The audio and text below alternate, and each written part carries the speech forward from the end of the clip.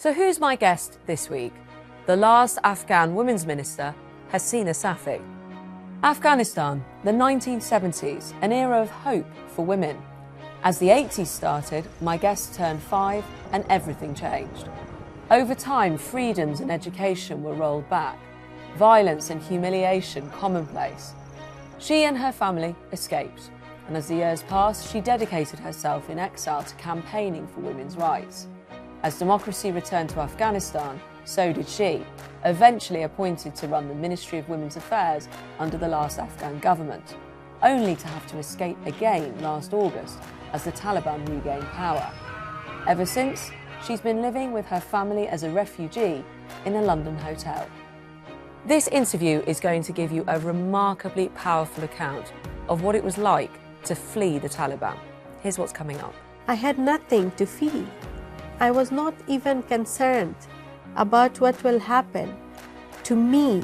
I was so concerned with the big group of people that I was seeing there. What have we done that we are facing this time? So it's very different. I really forgot that I'm living. When I was eating, I was crying because I thought that I'm eating, but there are many people who are not eating there. Why should I eat? Why should I live? I couldn't help any woman back then.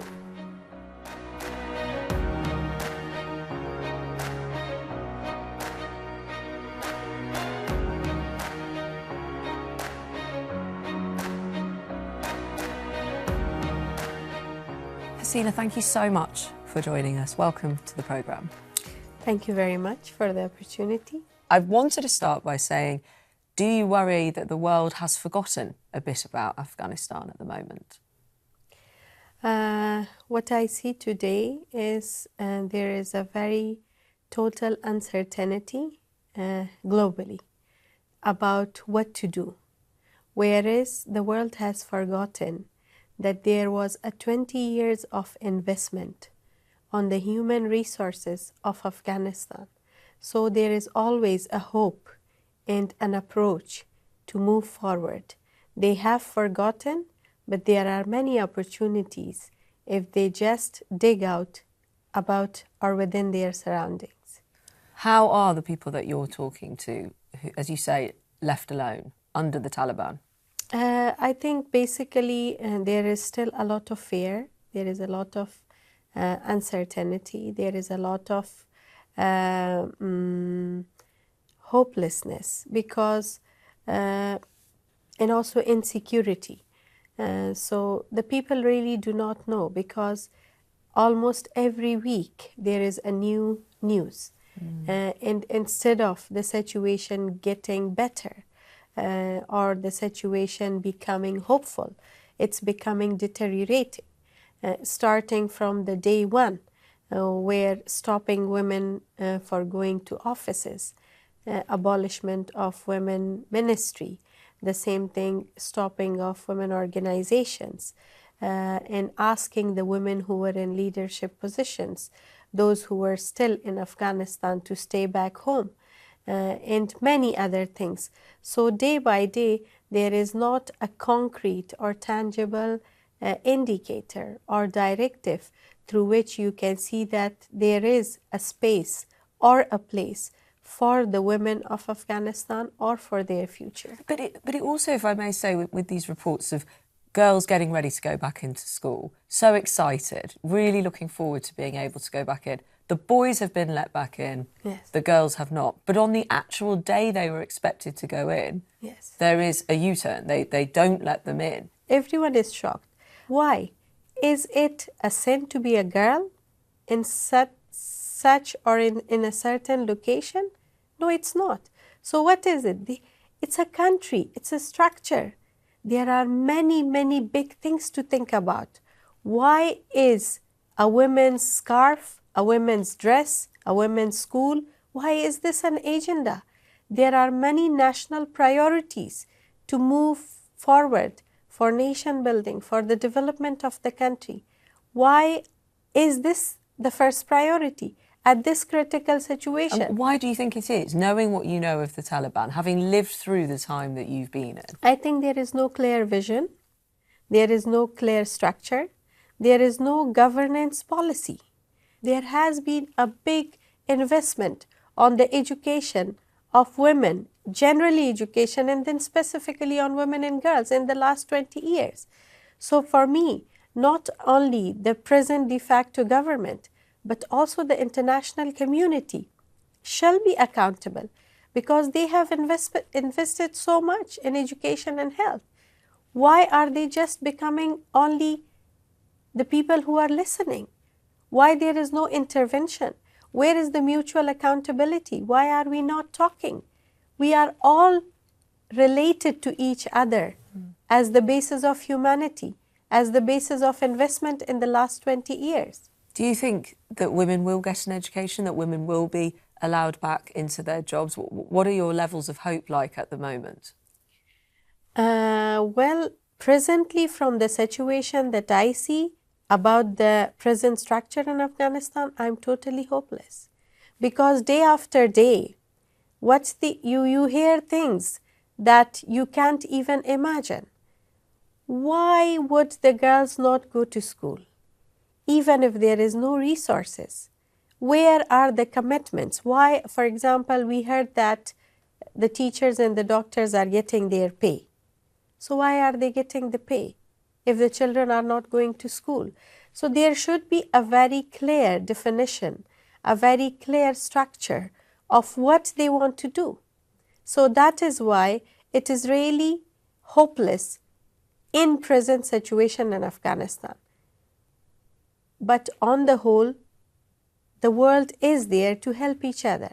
This is the time for the world to think about the people of Afghanistan, to think about the women of Afghanistan. To take your mind back, if I may, to what happened in August. I mean, much has been made about how chaotic the evacuation was. I think there was not a proper plan. There was not a proper plan for the way it was proceeded.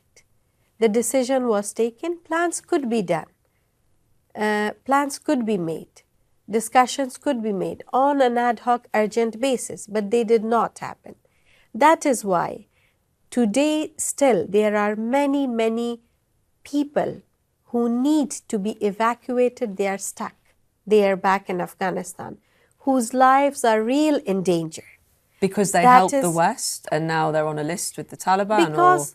Because they helped the West, but they helped the humanity. Yes. They wanted to live generally. But I mean, that's how they would be viewed by the Taliban, potentially. That's why you say they would be in danger. Exactly. So they are still stuck in Afghanistan. That is why whenever I'm talking, I'm basically suggesting for the world on three basic or fundamental issues. The first one is urgent action on humanitarian and protection of those people who really invested their lives for work, for the success of the international donation or help or support. The second thing is the midterm solution for me as a woman. The caretaker has no vision for women as a woman, and we can never ignore women, especially in a country like Afghanistan where the majority of population are women. And the third thing is the definition of the international relation with Afghanistan.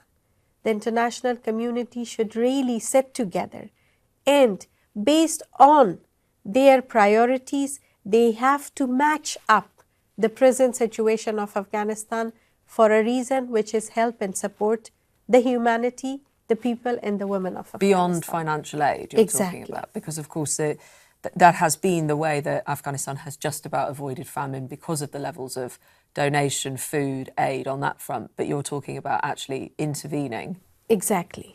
How did you actually escape? Emma, to be honest, I was not planning to leave. Really? Yes. My plan was that I cannot leave because there are so many women who need me here. But after that, I saw that the situation was deteriorating. And some of my close friends suggested that your life is valuable for us. I had worked a lot with British organizations in foreign ministry. And I really don't know how I wrote the email. I did not know who to contact, but I wrote the email and the contacts which I had. And then I think after 2 days, and definitely coordination of the international sisters who had made an informal group to save the lives of women, especially the women who were in decision-making positions. They were in contact. They were telling me, you will get an email, you will get an email. And almost every second they would say, did you get an email? Did you get an email? And then after, when I received the email from them, that you have to come to Barnett Hotel in 12 hours. I did not know where Barnett Hotel was. That's in Afghanistan? Yes.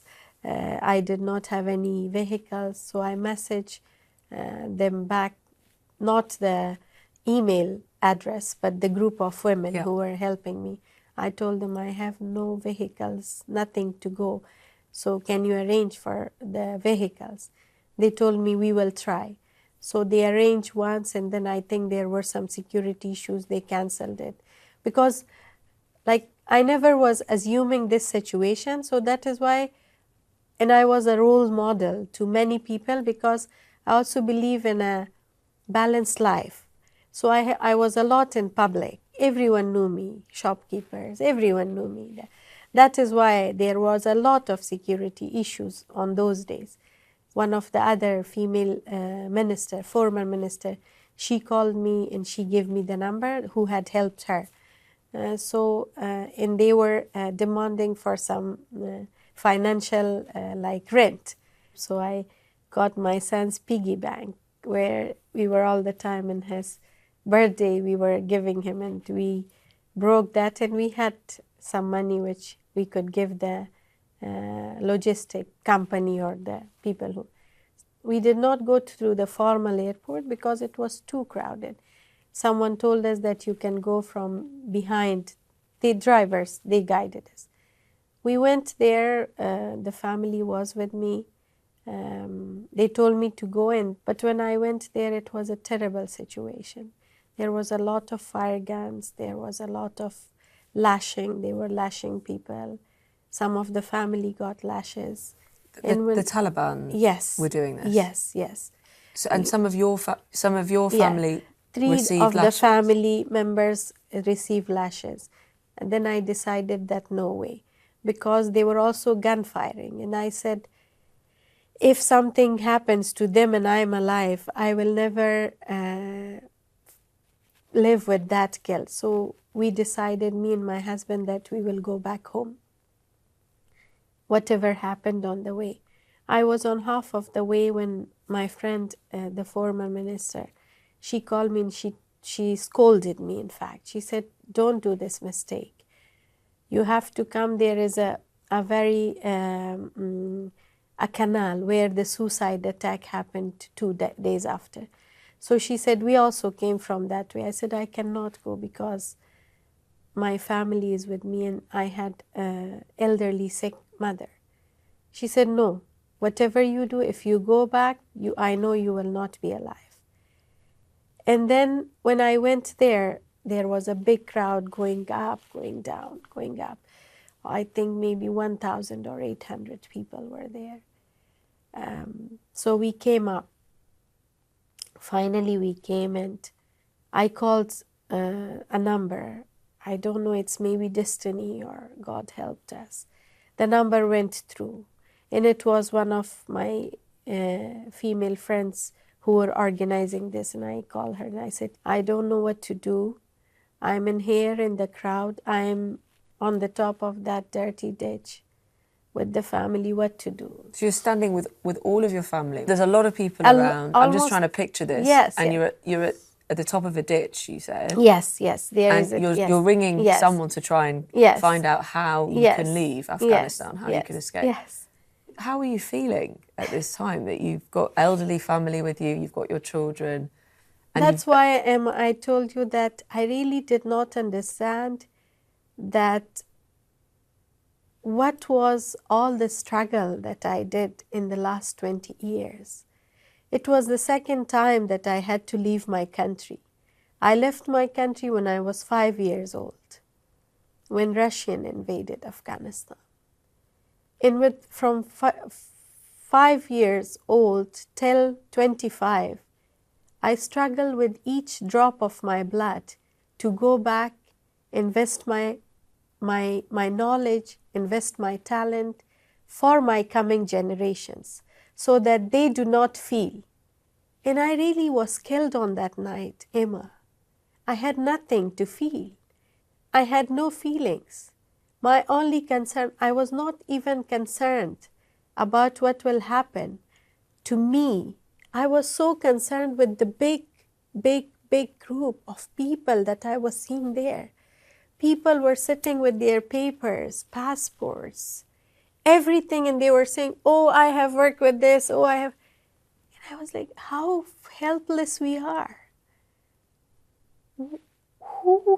What have we done that we are facing this time? So that is why it was really like, to be very honest, I could not feel anything till 1 month.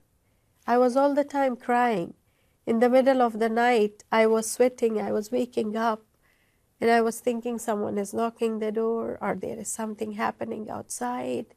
There are some of their own voices or whatever they were doing. So it's very different, very different. I really forgot that I'm living. When I was eating, I was crying because I thought that I'm eating, but there are many people who are not eating there. Why should I eat? Why should I live? I couldn't help any woman back there. I'm so sorry. Still, it's like that. It's difficult. It's very difficult. I think even just that moment that you described where you have to be with your family and you've got to think about them and being safe, but you have such a duty to your people and to your country. Even then, I tried to help, but I was helpless. I couldn't help myself. I couldn't help anyone. So it's very difficult. And then after that, the soldier told us, you are safe now. And then they took us inside the airport. Because we left that place, so he did not know where to take us. So I showed the paper, and then he took us to that ground where the planes were departing. They were sitting and departing. I think maybe for 3 or 5 hours we were there. There were the big space planes, they were leaving. All of a sudden I saw that it was written Royal Space. And I told the soldier that, can you show this paper to that commander? He said, I'm not allowed to. I said, okay. If you're not allowed, I will stay here, no problem. I have been constantly asking him about how long should we stay. He said, we don't know. And then I think it was around 1 o'clock at 1 a.m. and that the soldier went, but he came back. He said, I will take the paper. So he took the paper to the UK soldier, commander, I think. Then he took the paper, he read that, and he took that to inside the plane. Maybe there were some other. And then they waved to us. And after that, we entered the bus, and they said that you are in safe hands now. And we were all crying on that time. We even didn't know how to hug each other. So it was a difficult time. And then after that, we came to the UK base. And from that onwards, I think, as a human being, I have to recognize that it was all care and humanity for everyone. There was no special, there was no prioritization, but they were just treating everyone. I know how hard and difficult it must be for them. They have been in constant work as a person. You're still with your family, as I Yes. understand it, in a hotel Yes. in the UK. Yes. And it's about 7 months or so now that you will have been in Yes. this accommodation. How has that been? We're thinking a lot about how many people are displaced at the moment Yes. around the world. Yes. This is the second time that you've done this, but how has it been for your family and you living in the hotel? Actually, to be very honest, Emma, they were very concerned about my life. So none of them have been telling me anything.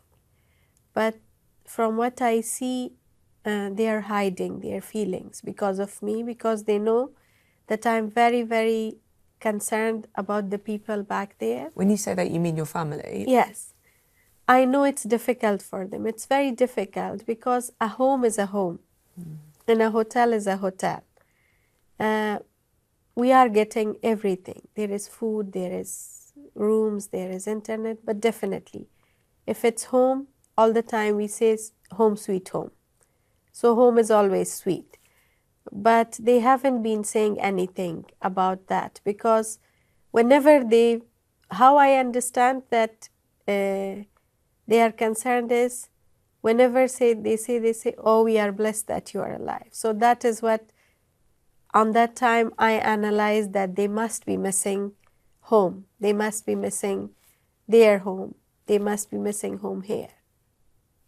Do you think you can build a life in the UK?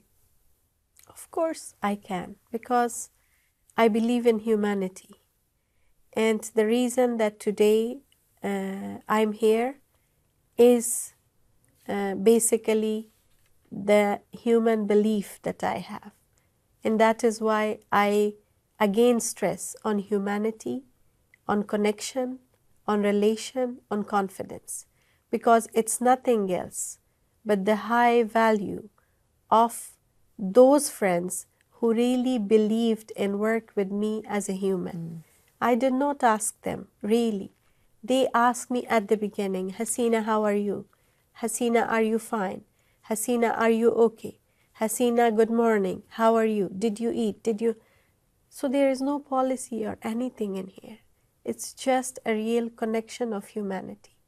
I'm very confident that I can do that.